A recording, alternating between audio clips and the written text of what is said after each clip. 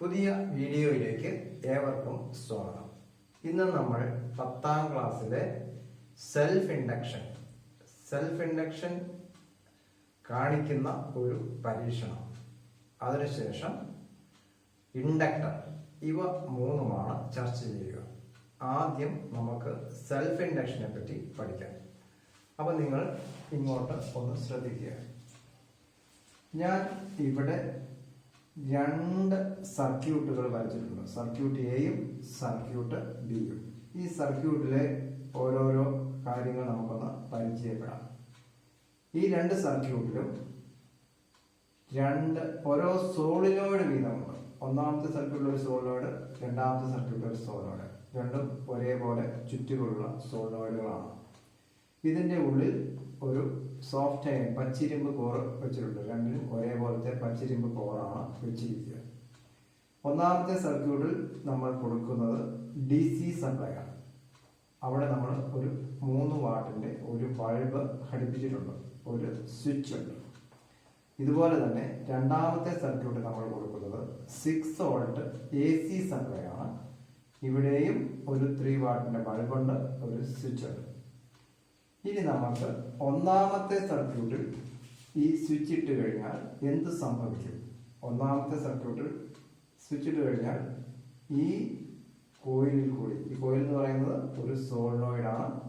Solenoid എന്ന് പറഞ്ഞാൽ നമുക്കറിയാം, ചുരുളാക്കിയ ഒരു ചാലകം, ഹെലിക്കൽ ഷേപ്പിലുള്ള ഒരു കോയിലിനെ അല്ലെങ്കിൽ ഒരു ചാലകത്തെ നമ്മൾ വിളിക്കുന്ന പേരാണ് സോളിനോയിഡ് എന്ന് വിളിക്കുക. അപ്പൊ നമ്മൾ DC സപ്ലൈ കൊടുക്കുമ്പോൾ, സ്വിച്ച് ഓൺ ചെയ്യുമ്പോൾ ഈ ബൾബ് പ്രകാശിക്കും.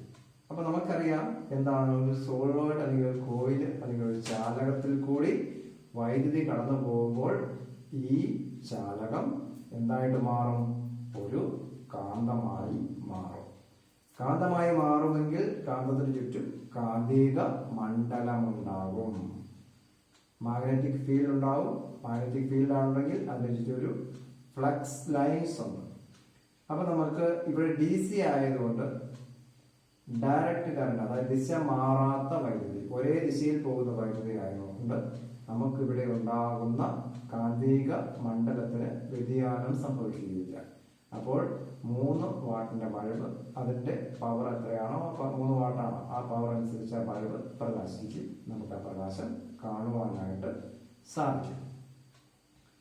ഇനി നമ്മൾ അതേപോലെ തന്നെ 6 വോൾട്ട് AC കൊടുക്കുകയാണ്. അതേപോലത്തെ തന്നെ ഒരു സർക്യൂട്ട്, സോളിനോയിഡ്, അതേ ചുറ്റുകളുടെ എണ്ണം ഒരേപോലെ 3 വാട്ടിന്റെ ഒരു ബൾബ്. നമ്മൾ സ്വിച്ച് ഇടുമ്പോൾ 6 വോൾട്ട് AC കൊടുക്കുമ്പോഴും ഇതുപോലെ തന്നെ മാഗ്നറ്റിക് ഫീൽഡ് ഉണ്ടാവും. പക്ഷെ AC ആണ് ഫ്ലോ ചെയ്യുന്നതുകൊണ്ട് എന്താണ് സംഭവിക്കുക? കാന്തിക മണ്ഡലത്തിന് വ്യതിയാനം സംഭവിക്കുന്നുണ്ട്. അപ്പൊ വ്യതിയാനം സംഭവിക്കുന്ന കാന്തിക മണ്ഡലത്തിലാണ് ഇവിടെ ഈ കോയിൽ ഇരിക്കുക. അപ്പൊ നിങ്ങൾ ഈ ബൾബിന്റെ പ്രകാശം ശ്രദ്ധിച്ചാൽ നിങ്ങൾക്ക് എന്ത് കാണും? നേരത്തെ സർക്യൂട്ടിലെ ബൾബിന്റെ പ്രകാശത്തെക്കാൾ പ്രകാശം കുറവായിരിക്കും. അപ്പൊ ഇവിടെ നമുക്ക് എന്താണ് സംഭവിച്ചത്? AC കടന്നുപോയപ്പോൾ ഇവിടെ ബൾബിന്റെ പ്രകാശം കുറഞ്ഞു. ഈ ബൾബിന്റെ പ്രകാശം കുറയുവാനുള്ള കാരണം എന്താണ്? അതാണ് നമ്മൾ ഇപ്പോൾ പഠിക്കാൻ പോകുന്ന സെൽഫ് ഇൻഡക്ഷൻ എന്ന് പറയുന്ന പ്രവർത്തനം.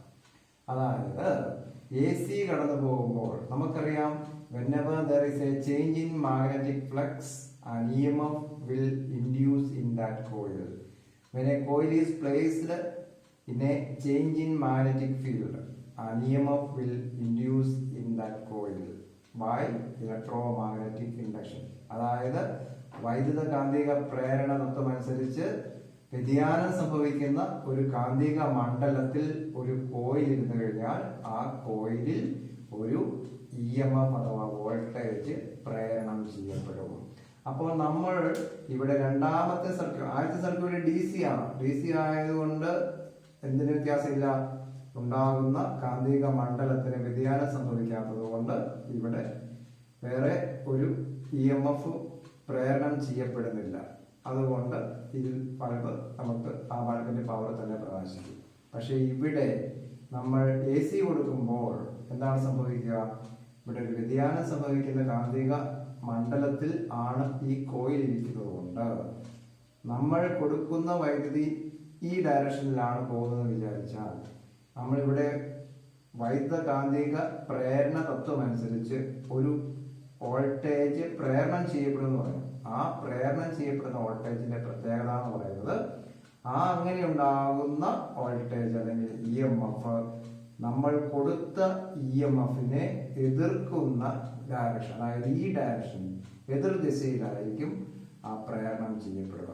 അപ്പോൾ നമ്മൾ കൊടുത്ത വൈദ്യുതിയെ എതിർക്കുന്ന ഒരു വോൾട്ടേജ് എതിർ ദിശയിൽ പ്രേരണം ചെയ്യപ്പെടുന്നത് കൊണ്ട് ഏത് തത്വമനുസരിച്ച്, വൈദ്യുതകാന്തിക പ്രേരണ തത്വം അനുസരിച്ച് നമ്മൾ കൊടുക്കുന്ന വോൾട്ടേജിന്റെ അളവ് കുറയും. അപ്പോൾ ആണ് ഈ ബൾബ് മങ്ങിയ പ്രകാശത്തിൽ കത്തുക. അപ്പോൾ പിടികിട്ടിയോ? അപ്പൊ നമ്മൾ ഒരു സോളിനോയിഡ് ഉപയോഗിച്ച് AC വൈദ്യുതി കടന്നു പോകുമ്പോൾ വൈദ്യുതകാന്തിക പ്രേരണ തത്വം അനുസരിച്ച്, ഇലക്ട്രോ മാഗ്നറ്റിക് ഇൻഡക്ഷൻ തത്വം അനുസരിച്ച് ആ കോയിലിൽ ഒരു EMF പ്രേരണം ചെയ്യപ്പെടും. ഈ പ്രേരണം ചെയ്യപ്പെടുന്ന വോൾട്ടേജിന്റെ പ്രത്യേകത എന്ന് പറയുന്നത് നമ്മൾ കൊടുക്കുന്ന വോൾട്ടേജിന്റെ എതിർദിശയിലായിരിക്കും പ്രേരണം ചെയ്യപ്പെടുക.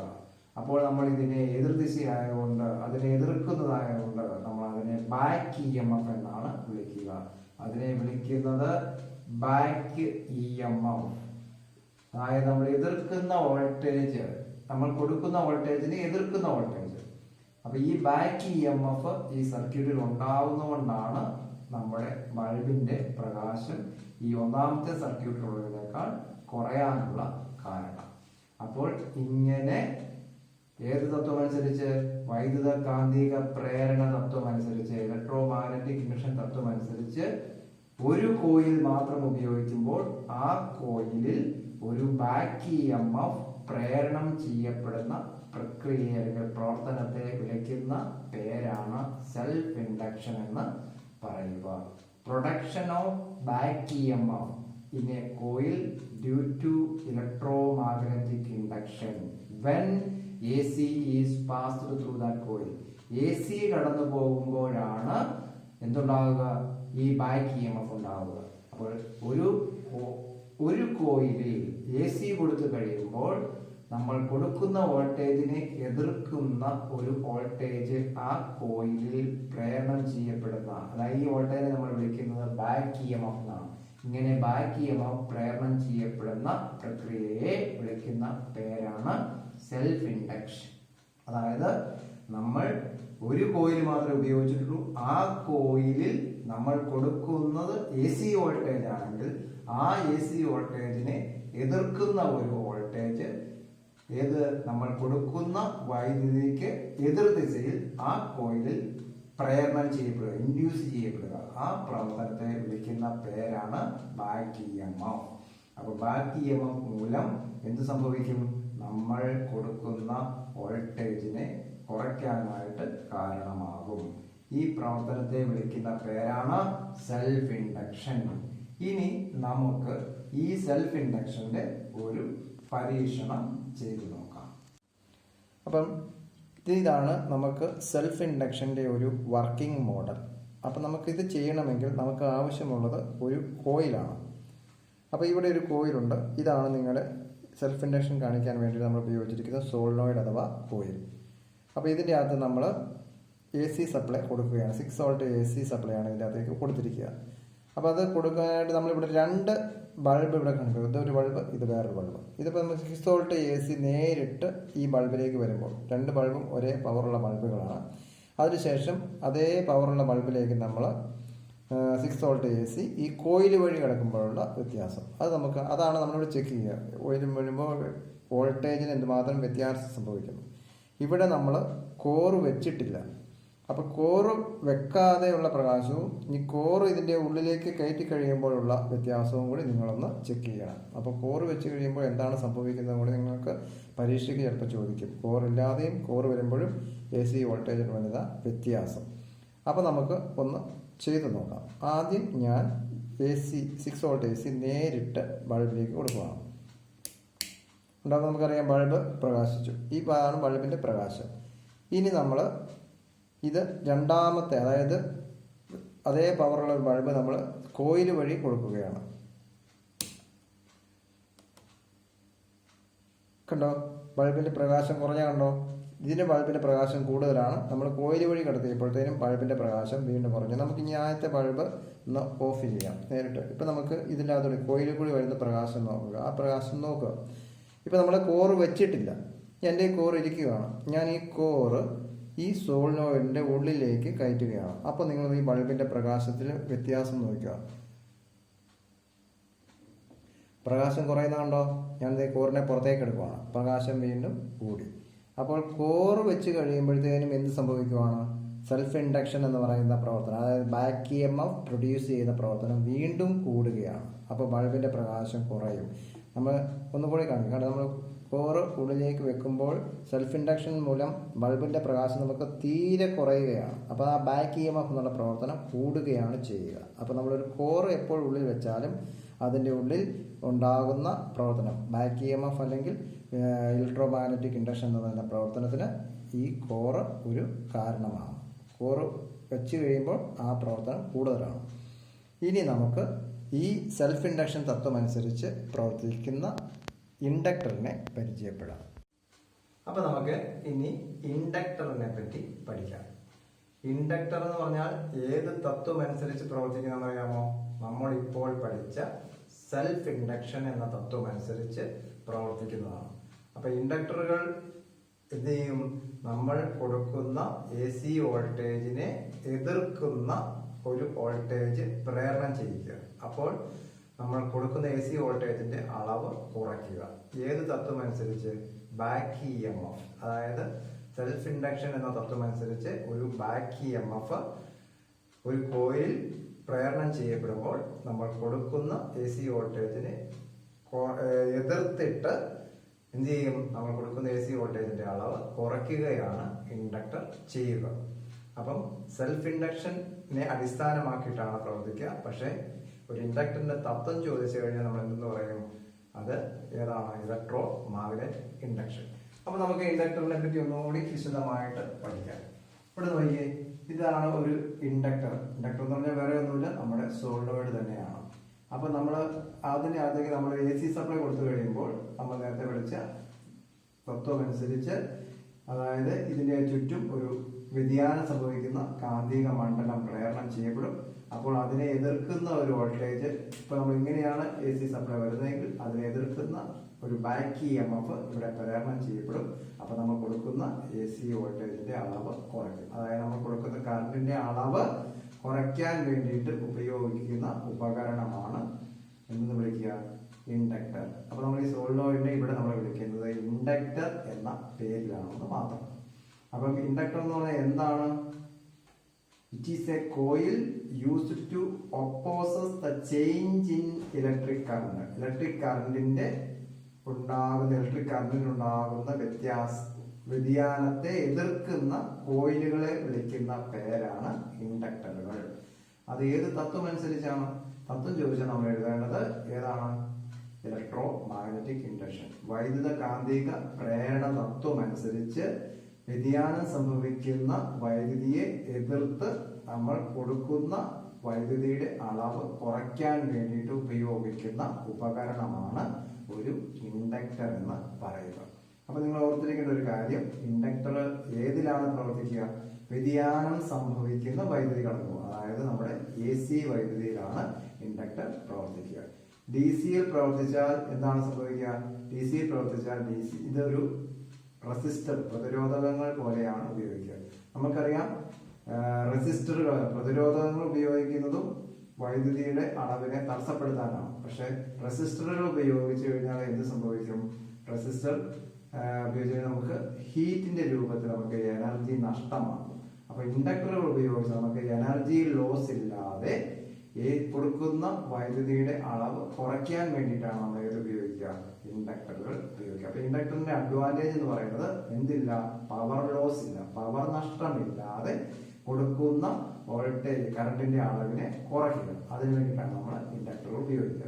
അപ്പൊ നമ്മൾ ഇതേ സർക്യൂട്ട് നമ്മൾ റെസിസ്റ്റർ ഉപയോഗിച്ച് കഴിഞ്ഞാൽ പ്രശ്നം, റെസിസ്റ്റർ ഉപയോഗിച്ച് കഴിഞ്ഞാൽ എന്ത് സംഭവിക്കും? ഹീറ്റ്, താപം മൂലം നമുക്ക് താപ നഷ്ടം, അതായത് നമുക്ക് എനർജി ലോസ്, ഊർജ നഷ്ടം ഉണ്ടാകും. അപ്പം അത്രയുമാണ് നമുക്ക് ഇൻഡക്ടറിനെ പറ്റി അറിഞ്ഞിരിക്കുന്ന ഒരു കാര്യം. ഇനി ഇൻഡക്ടറിന് നമ്മൾ സർക്യൂട്ട് സൂചിപ്പിക്കുന്ന ഇങ്ങനെ, ഇതാണ് ഇൻഡക്ടറിന്റെ ഒരു സിമ്പൽ, പ്രതീകമായിട്ട് നമ്മൾ എങ്ങനെയാണ് ഈ ഇൻഡക്ടറിനെ സൂചിപ്പിക്കുക. ഇനി നിങ്ങളോട് ചിലപ്പോൾ ചോദിക്കാൻ സാധ്യതയുള്ള 1-2 ചോദ്യങ്ങൾ ഉണ്ട്. ഇൻഡക്ടറുകൾ AC-യിൽ മാത്രമേ പ്രവർത്തിക്കുകയുള്ളൂ, ശരിയാണോ തെറ്റാണോ? ശരിയാണ്, AC-യിൽ മാത്രമേ പ്രവർത്തിക്കുകയുള്ളൂ. കാരണം എന്താണ്?